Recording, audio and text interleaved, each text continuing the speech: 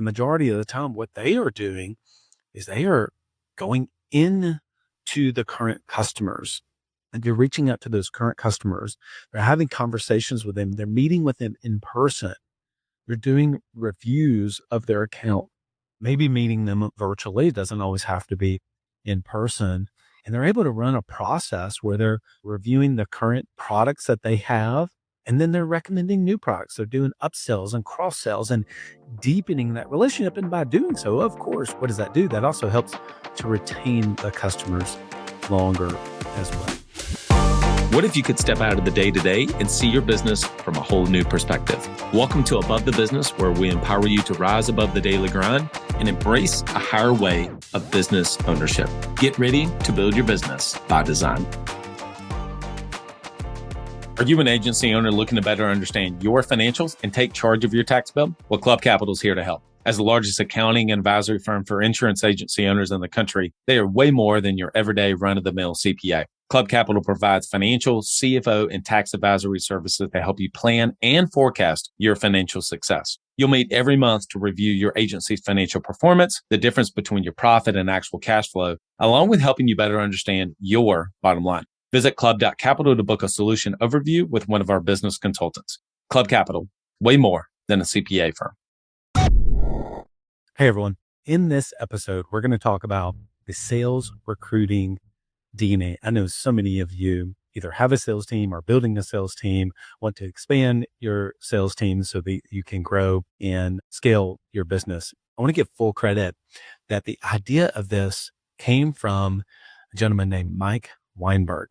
You may not know Mike, but you probably have read or seen one of his books, New Sales Simplified or Sales Management Simplified. I'm really excited to announce that in February, I'm actually interviewing Mike. I've tried to get him on the podcast many times, and we're going to be able to talk about all of his books.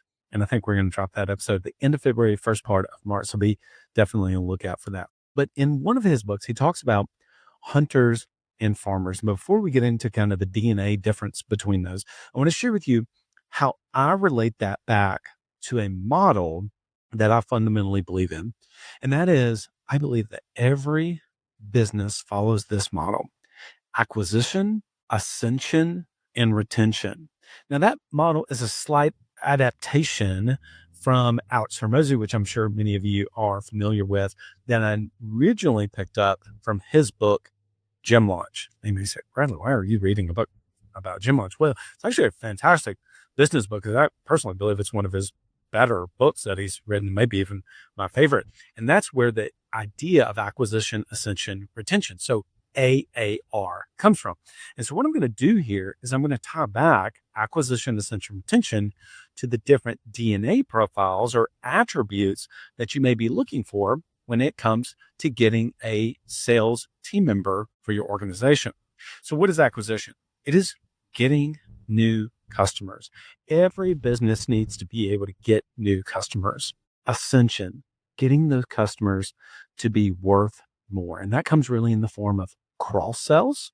So pivoting over to other lines or other products that they don't currently carry, or through upsells, them paying more or buying more of whatever it is that they have. You can see this everywhere. Oh, last one is retention.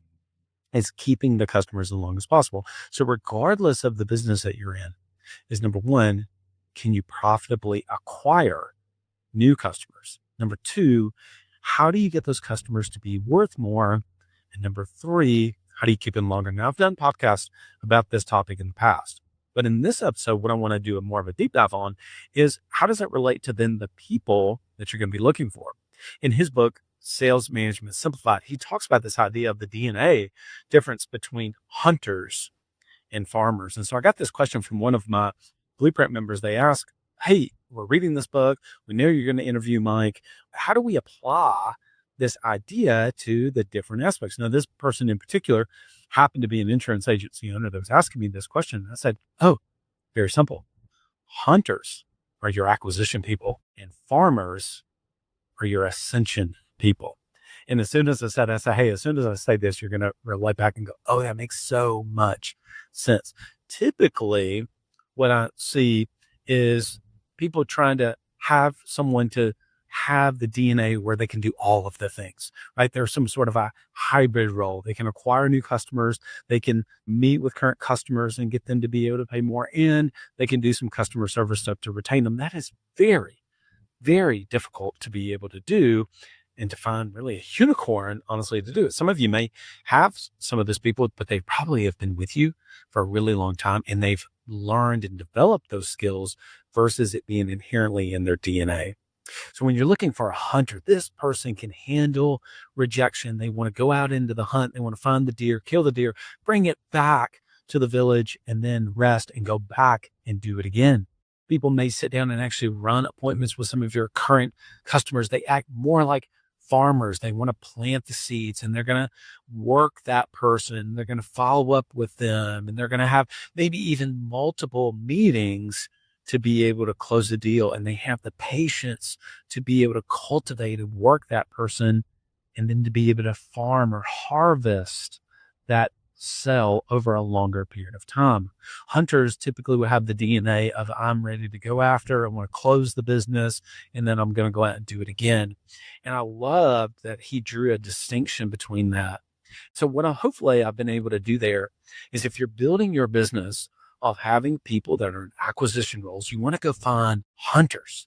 Sometimes I've said it as stone cold killer salespeople.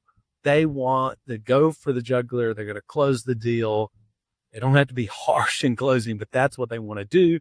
They want to go out and get new customers.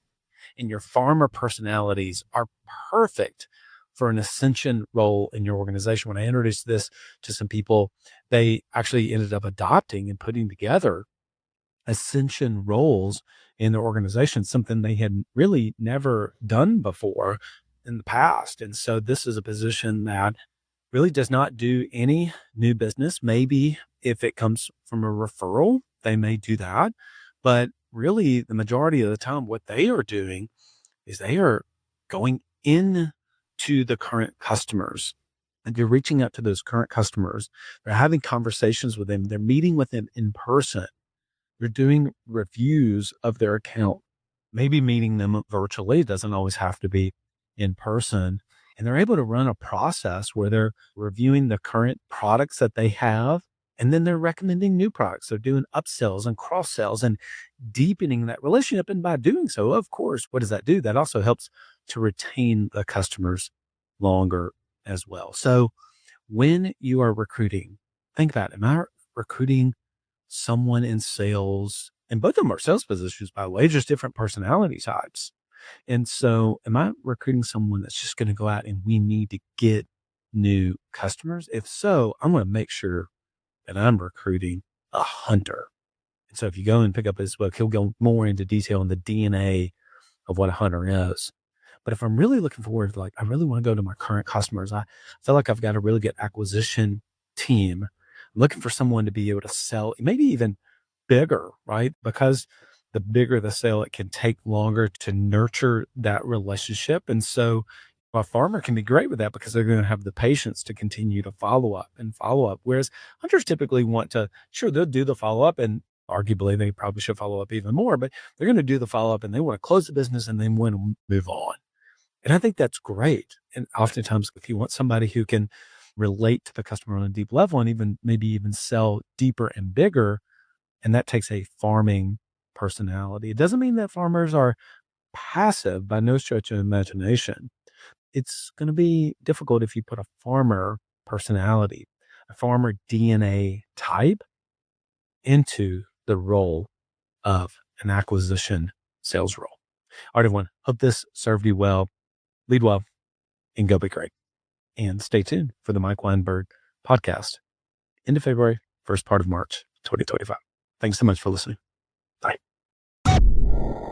You know how important it is to develop yourself and to develop your team. Well, if you're going to do that, you want to do it with the best. Work with Coach P Consulting to learn and implement the same strategies that he used to sell over 700 life policies in 2021 alone. You'll get personalized coaching 2 times a week and an in-depth look at how his office is run, and Coach P will train your team alongside his own. Get your first month free when you mention the Club Capital Leadership Podcast during signup. Visit coachpconsulting.com to get started.